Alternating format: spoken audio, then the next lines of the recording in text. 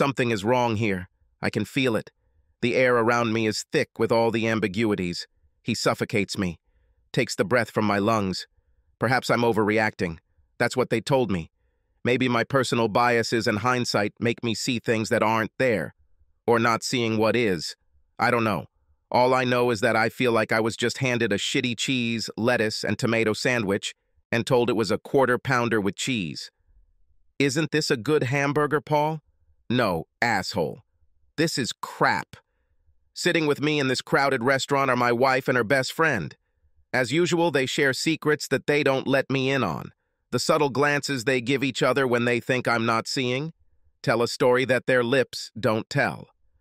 As annoying as it may be, it happens often. But somehow today seems different. There's something else in the air. I don't know why I have this feeling, but I do. They have known each other since childhood. Best friends since elementary school. They joined the cheerleading team at the same time and have been inseparable ever since. Even after they graduated from high school and went off to their own colleges, they remained close. Their relationship has always irritated me. I know it's irrational. It was never my intention to dictate to my wife who she could and could not be friends with. She doesn't belong to me. We are partners, not master and slave, but still, she chose me. For better or for worse. Until death separates us. We are connected for life. If there is any aspect of their friendship that I am not happy with, it needs to be addressed somehow and not swept under the rug. But that's exactly what she does. She says, I'm making a big deal out of a mountain. I'm overreacting. Her family tells me the same thing. Paul, you have to understand, they tell me, he's like a brother to CC. Yes, you heard me correctly. Like a brother. That is, her best friend is a man. Of course, you will most likely say the same thing as everyone else. They look at the fact that he was a fan and assume that he is gay and that I have nothing to worry about. Wrong. Gary, her best friend, is 100% straight. In high school, he had sex with more cheerleaders than a quarterback. He had seen them all naked at one time or another. He was always at the bottom of the pyramid, which meant he spent most of his time looking at their asses and grabbing them. He had to make sure he grabbed them correctly so they wouldn't fall. If that meant he had to hold extra tightly onto a soft pair of buttocks, then by God, that's what he had to do. My wife thinks it's funny. The fact that he used his intimate knowledge of the women on the team to sleep with most of the girls in school is like a running joke between the two of them. She tells him how disgusting he is and giggles uncontrollably the whole time. I know most of you are ready to ask the million-dollar question. I can already hear it. I've asked myself this question hundreds of times, and I'll give you the same answer I asked myself. No. According to them, Gary and my wife never went all the way. But doesn't this raise a bunch of other questions? Like, what the hell does that mean? What does to the end mean? If they haven't reached the end, how far is the end? Isn't that what sows doubt? Not completely means that something did happen. Asking these questions makes me look like an insecure ass. People look at me like, really, dude? They look and shake their heads. I never received a straight answer, at least not one that completely satisfied me. This has always been a point of contention between us. I love Cece. I trust her. But there is always that nagging feeling of uncertainty. She's trying to make me forget about it, always taking him on dates with Gary and his wife. Oh yeah, sorry. I forgot to mention this. He is married. Another reason why I need to relax. Anyway, Ciara, Cece, was always trying to bridge that gap between Gary and me. I know she wants us to be friends. And to be honest, I could see that Gary was trying too. So I let my guard down and relaxed a little. The problem is that we have nothing in common. He doesn't watch sports, doesn't work with his hands, and never wants to do anything that would make him sweat. My hobbies include going to the gym, working on my car, and bowling. He also loves dancing, roller skating, and window shopping. I know, sounds gay. I see he fooled you too. No matter how hard I try, I just can't get close to Gary. He and I realized this a while ago and stopped trying. We are cordial with each other, but neither of us likes being pulled out and forced to hang out with each other for the sake of my wife. We just don't have the heart to tell her about it. So whenever I can, I find reasons why I can't hang out with the four of them. Cece usually gets disappointed when I get bored, but after a while it became the new norm. Over the years, she still invited me to come and let me know that I was welcome. But she didn't really expect me to show up. Today, when she invited me to have lunch with Gary and his wife, I decided to go hang out with them. When I agreed, she seemed pleasantly surprised, but she also seemed a little nervous. Arriving at the restaurant, we were there before Gary and his wife, so we took a booth for 4. About 10 minutes later, Gary showed up, without a wife. He walked up to the booth, smiling from ear to ear. When he saw me, his smile became less sincere and more forced. I felt the temperature change. Cece also seemed more anxious than usual. She talked a lot, but nothing worthwhile. It feels more like an attempt to cover an awkward silence rather than a smooth conversation. This unpleasant atmosphere put me on high alert. My senses become heightened. I was acutely aware of everything, including the furtive glances they cast at each other. There was something else there. When we left the restaurant, I couldn't concentrate. As we walked to the car, my thoughts ran in different directions. Cece was still very talkative, not saying anything of substance the whole time. It was just getting annoying. "What's going on between you and Gary?" I suddenly asked, interrupting her meaningless sea of useless words. She stopped and looked at me with her mouth open in surprise. "I understand that you guys are angry with me at this moment. I broke rule number 1. I suspected my wife of cheating. At this point, I had to pretend that everything was fine, secretly make contact with the private investigator, and then, while he was watching my wife, I had to feed her a false sense of security so that she would let her guard down and make a mistake. Fuck this shit." "Paul, what are you talking about?" she asked me. I have to admit, she did look genuinely embarrassed. "I'm talking about you and Gary. What's happening?" "Paul, what you're saying doesn't make any sense." "Okay," I said, stopping. "Let me ask a simpler question. Are you having sex with him?" "What?" She gasps, completely shocked. "Do I have sex with Gary? Are you crazy?" I admit it. Her absolute shock at the thought of her with Gary actually calmed me down. A little, but I know that I didn't imagine anything. "If you're not having sex with Gary, then fine. But something is happening. I need you to be honest with me and tell me what the hell this is." Cece shakes her head and walks forward. I walk faster to catch up with her. When I caught up with her, she said, "I can't tell you, Paul. Do not ask." "Wait a minute. Do you have something you can't tell me, to your husband, but you have no problem telling Gary about it?" "Paul," she whines, as if begging me to stop this conversation. "No, do not ask me. You can ask Gary, but not me." "You don't understand, honey," she said mysteriously, gently grabbing my hand. This is a tactic she uses when she wants me to calm down. I shook my hand free, waiting for her to clarify what she wanted to tell me. "Ciara, you better tell me something," I say decisively. She looks at me with wide eyes, as she always does when I call her by her full name. Then her face looks defeated, as she quietly exhales in annoyance. "Paul, this is not my secret. I still don't give her space, and she eventually gives in. Gary is cheating on his wife." "What?" "Yeah," she says, nodding. "He told me not to tell anyone. Even you." I almost breathed a sigh of relief, but then other thoughts start spinning in my head. "So he's cheating on his wife, and you're helping him hide it?" "This is true." She nods again. "But you don't have to tell him anything." I promised I wouldn't tell you. By this time, we are already standing at the car, so I unlock and open the door to let her inside. When she gets in, I go around the other side of the car and climb inside. "Promise me, Paul. Promise you won't say anything." I don't answer her as I start the car.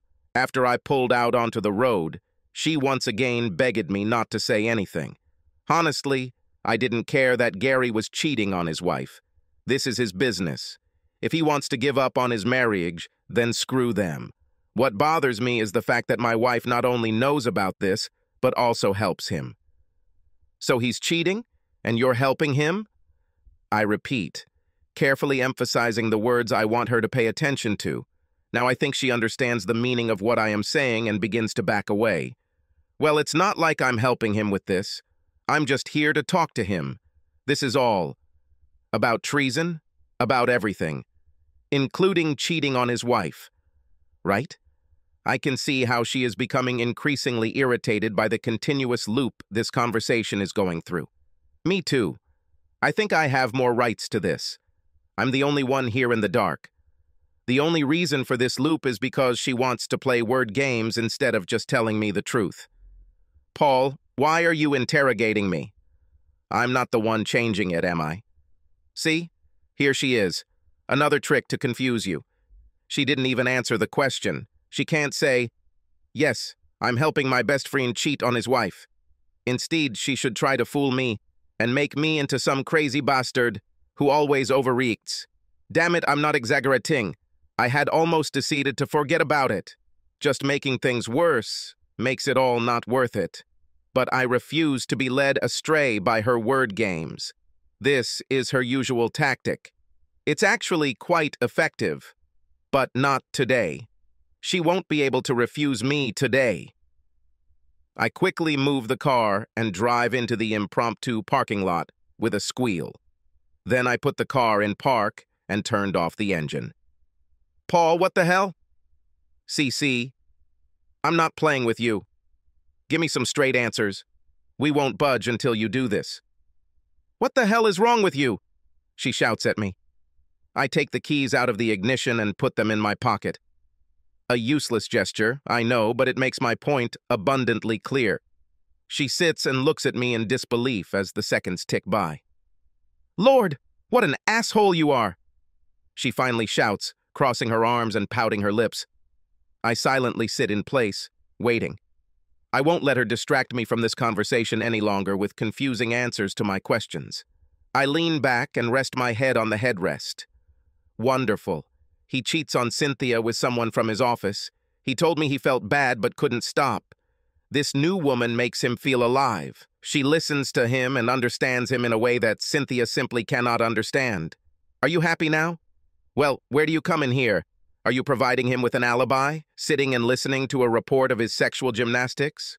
What are you doing for him so that he comes to talk to you about this? I'm just here to listen to Paul. This is all. You should try it sometime. I thought about this for a few minutes. Then, nodding, I start the engine again and drive out.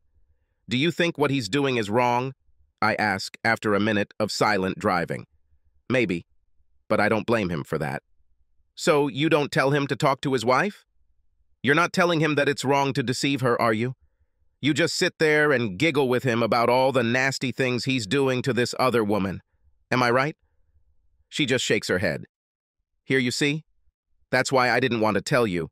You judge people so quickly. Really? Is it judgmental to tell your best friend that he is wrong for cheating on his wife? She lets out a moan. That is pure annoyance. That's not the point. This is your attitude. You're so sanctimonious. You don't like Gary already, so why would I tell you something that will make you dislike him even more? You won't even try to understand where it all came from. Where did it all come from? He's cheating on his wife! Who the hell cares where Mr. Cheerleader came from? I shout. How the hell doesn't she see this? She just snorts, shakes her head, and looks out the window. We don't say another word the rest of the way home. At the end of the day, the air in my house is cold, and I'm not talking about the air conditioner. Cece walks around, deliberately ignoring me. This is very annoying, and I, in turn, do not try to attract her attention. Luckily for me, today is Sunday. Sunday is football. It allows me to not even worry about her being cold to me. Later, in bed, she continues to protest. When she comes out of the bathroom after her shower, she's wearing a baggy t-shirt that says, "Fuck you, not sex," and sweatpants that read, "Don't even think about it." When she gets into bed, she turns around so she's facing me. For a minute, we lie in dark silence.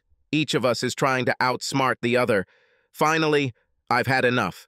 I have to raise a question that has been bothering me all day. Cece, what if I cheated on you? Before I can finish, she instantly turns to face me. The movement is so fast, so sudden, that the blanket flies off me. Her face is a mask of anger. "If I cheated on you," I continued, "would you want Mike, my best friend, to be as unceremonious as you? Don't you wish he would tell me how wrong this is?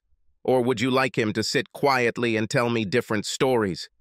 I see her eyes begin to fill with tears, but she doesn't soften. "That's not what I do, Paul. I told you, I'm just listening. He is my best friend. I'm not going to judge him, just like Mike wouldn't judge you. Also, I hope Mike will at least try to find out why you feel the need to cheat. That's what I'd like to know. Why? I would like to know what I do not suit you with, so that I can correct it. Don't you wish you knew that?" "Probably yes," I softened. Finally, I give up. I have to come to terms with the fact that we won't look each other in the eye. Besides, I won't let Gary's infidelity get in the way of my wife and I. This has already cost us one day together. We had a fun day today. Instead, I watched every game I could find, and she did whatever she wanted. Now, I won't have any sex. Listen, Cece, I'm sorry, fine. I still think it sucks, and I don't like that you seem okay with your best friend cheating, but I'm not going to hold you accountable for it. Can't we please end this Cold War?" Her eyes sparkle with tears, and she nods. "Okay, sorry. You're right. We shouldn't quarrel." She comes to my side of the bed and hugs me. We kiss, a deep, passionate kiss. This kiss was both a white flag of surrender and an apology. Plus, it was imbued with promise, a promise of love and understanding. Even though we fought and disagreed with each other, we were still lovers and spouses. "I love you, Cece," I say. "I love you too, Paul," she says as I take her pants off. Her eyes are full of fresh tears. "Never forget this. Do you hear?" I hear you. We make sweet love. This is one of those great sessions. Married people know what I'm talking about. Every now and then you and your wife have that kind of other, intense, energetic sex. The kind of sex where you just can't get enough of each. I love my wife, and I won't let Gary or anyone else stand in my way. The next day, I walk in the door and kiss my wife before heading to the bedroom to change out of my work casual clothes. While there, I see her phone light up on the nightstand and begin to vibrate. At first, I didn't pay attention to it, but then curiosity got the better of me. My wife's phone is locked, but she has set it up so that when she receives a message, it will appear on the screen. She can't answer it until she unlocks her phone, but she can read it, so I can do it too. What I read shocked me at first. However, the pieces began to fall into place and make much more sense. When the full realization came, I was furious, the boiling fury of magma. The message was from Gary, and it said, "Glad your romance is finally over. It was so bad. Your husband is a great guy. He doesn't deserve this. Besides, you know I can't keep secrets. What the fuck? Sayara!"